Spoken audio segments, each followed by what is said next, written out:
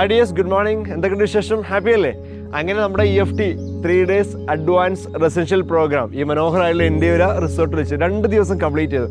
3-ാമത്തെ ദിവസത്തിലേക്ക് കിടക്കുകയാണ്. ഇന്നലെ റീബർത്തൊക്കെ ചെയ്ത് ഒരു പുതിയ ആളായിട്ട് ലൈഫിലെ അടുത്ത ഗോളുകളൊക്കെ സെറ്റ് ചെയ്ത് ഒരു വലിയ മാറ്റത്തിന് തുടക്കം കുറിക്കുകയാണ് ഇന്ന്.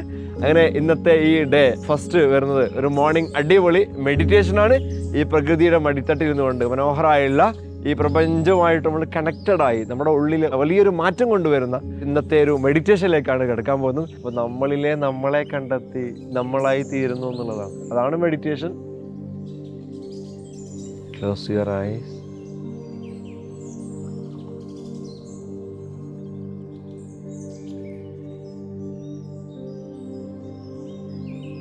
ഓരോ ശ്വാസവും അറിഞ്ഞ് ശ്വസിക്കുക.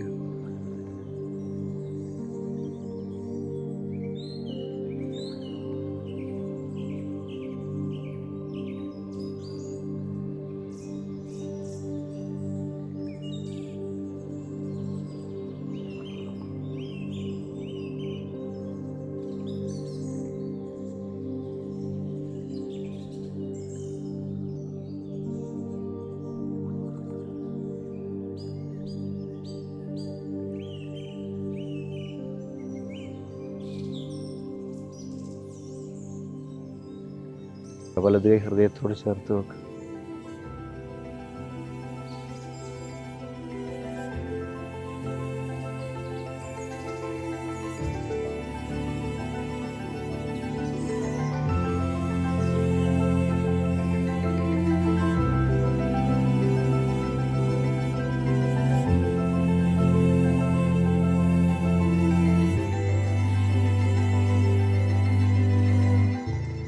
ഗുരു പറഞ്ഞത് ലുക്ക് ഇൻസൈഡ് എന്നുള്ളതാണ്. അതെൻ്റെ ഉള്ളിലേക്ക് വല്ലാതെ ഇറങ്ങിപ്പോയി. അതുവരെ ഞാൻ പല പുസ്തകങ്ങളും പല ക്ലാസ്സുകളും നിരന്തരമായിട്ട് കേൾക്കുകയും വായിക്കുകയും പഠിക്കുകയും ചെയ്തിട്ടൊന്നും കിട്ടാത്തൊരു സമാധാനം ഇപ്പോൾ മനസ്സിലായി. ഉള്ളിലാണ് സത്യമുള്ളത്, ബാക്കിയൊക്കെ അതിൻ്റെ ഒരു മിററിങ് മാത്രമാണ്. ലോകം നമ്മളുടെ മനസ്സിൻ്റെ കണ്ണാടിയാണ്. നിങ്ങളെ ഉള്ളിൽ എന്താണോ അതാണ് ഇപ്പോൾ ഇവിടെ കാണുന്നത്. ഈ ചിത്രം നിങ്ങളുടെ ഉള്ളിൽ നേരത്തെ കണ്ടിട്ടുണ്ട് അല്ലേ? ഉള്ളിൽ കാണാത്തത് ഒരിക്കലും പുറത്ത് കാണാൻ കഴിയില്ല. ഇത് ആത്മാർത്ഥമായി നിങ്ങൾ കണ്ടത് കൊണ്ടാണ് ഇവിടെ എത്തിയത്. ചില ആളുകൾ കണ്ടു തുടങ്ങിയിരുന്നു, പക്ഷെ അത് പോയി, അവരിങ്ങോട്ട് എത്തിയിട്ടുണ്ടാവില്ല. അത് നമ്മൾ മെട്രിക്സിൽ അതിൻ്റെതായ രീതിയിൽ എനർജി ഫീൽഡിലേക്ക് ഇങ്ങനെ ഓരോ ചിന്തകളെ send our thoughts with images and feelings ഇങ്ങനെ കൊടുത്തുകൊണ്ടിരിക്കുക. Send back to us as life experiences അല്ലേ?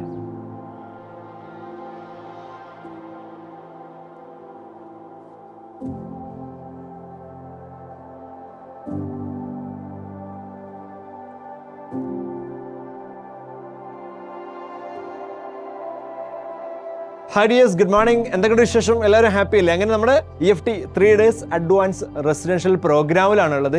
ഇന്ന് അവസാനത്തെ ദിവസമാണ്, 3rd day. മെഡിറ്റേഷൻ കഴിഞ്ഞ് ആളുകൾ നമ്മുടെ ഹാളിൽ വെയിറ്റ് ചെയ്യാണ്. അൾട്ടിമേറ്റ് ഗോൾ സെറ്റിംഗ് അതുപോലെ വെൽത്ത് റീ ഇംപ്രിന്റിംഗ് എന്നുള്ള 2 പ്രധാനപ്പെട്ട സെഷനാണ് നടക്കാൻ പോകുന്നത്. ആളുകൾ എല്ലാവരും eagerly waiting for the session. നമ്മുടെ ഹാള് താഴെയാണ്, ഹാളിലേക്ക് കയറാൻ പോവാണ്. Good morning.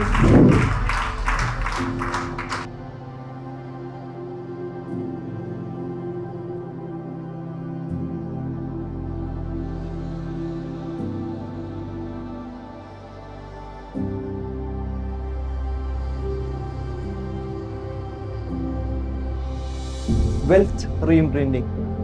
Re-imprinting means we are sending our thoughts with images and with feelings to the matrix. Wealth നമ്മളിലേക്ക് വരണമെങ്കിൽ ആ ഫിഗർ മാത്രം പോരാ. The qualities which attract wealth to us. ഒന്നാമത്തെ ക്വാളിറ്റി ഡിസേർവിങ്. എനിക്ക് സമ്പത്തിന് അർഹതയുണ്ട്.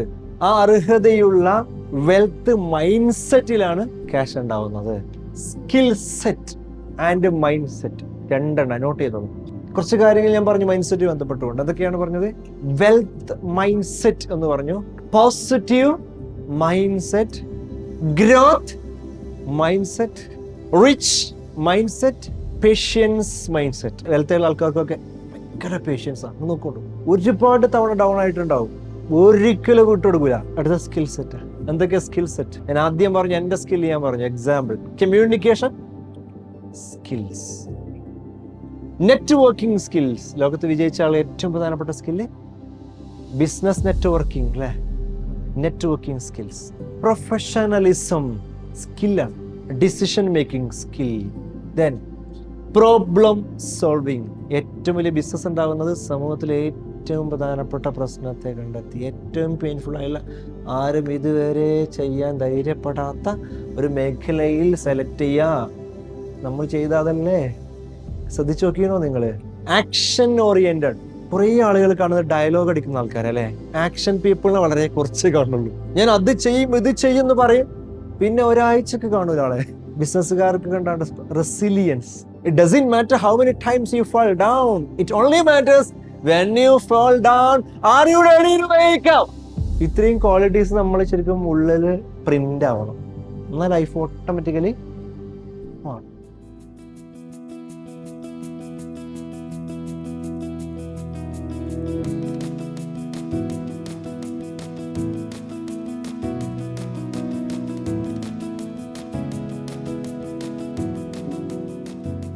അപ്പൊ ഇനി നമുക്ക് ഗോൾ സെറ്റിംഗിലേക്ക് വരാം അല്ലെ? വെൽത്ത് റീഇംബിൾഡിംഗ് ചെയ്യാത്ത ഒരാളെ സംബന്ധിച്ചാൽ ഗോൾ സെറ്റിംഗ് വെറും സ്വപ്നം മാത്രമാണ്. കാരണം ആ ബ്ലോക്ക് നീങ്ങാത്തത് കൊണ്ട് കുറച്ച് കഴിഞ്ഞാൽ എന്തായാലും പരിപാടി നിർത്തും.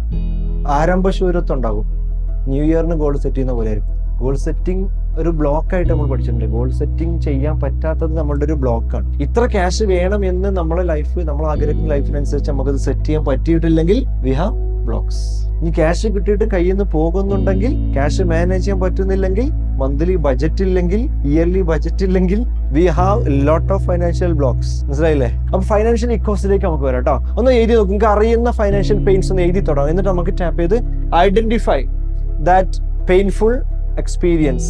ഫോർ എക്സാമ്പിൾ, ബിസിനസ്സിൽ ചീറ്റ് ചെയ്യപ്പെട്ടത്, ക്യാഷ് നഷ്ടപ്പെട്ടത്, എഴുതുന്നില്ലേ? കയ്യിൽ നിന്ന് ക്യാഷ് പോയിട്ടില്ലേ? അതിന്റെ ഒരു പെയിന് നിങ്ങൾ എന്താ പറയാ, അതൊക്കെ കഴിഞ്ഞു പോയി എന്ന് പറയും. പക്ഷെ പോയിട്ടുണ്ടോ? ആ മെമ്മറി ഇപ്പോഴും ഉണ്ടോ? ഉണ്ടോ അല്ലേ? Memories are current events to the subconscious mind. ഈ പോയിന്റ് മനസ്സിലാക്കണേ. അത് കഴിഞ്ഞു പോയി എന്ന് പറയുന്നുണ്ടല്ലോ.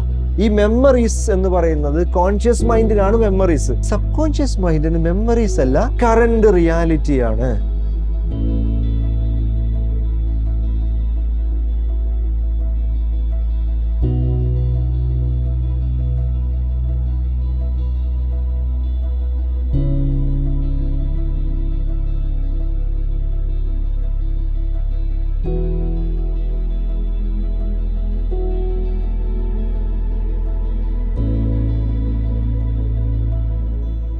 പ്രോഗ്രാം വൈൻഡപ്പ് ചെയ്യാൻ പോവുകയാണ്.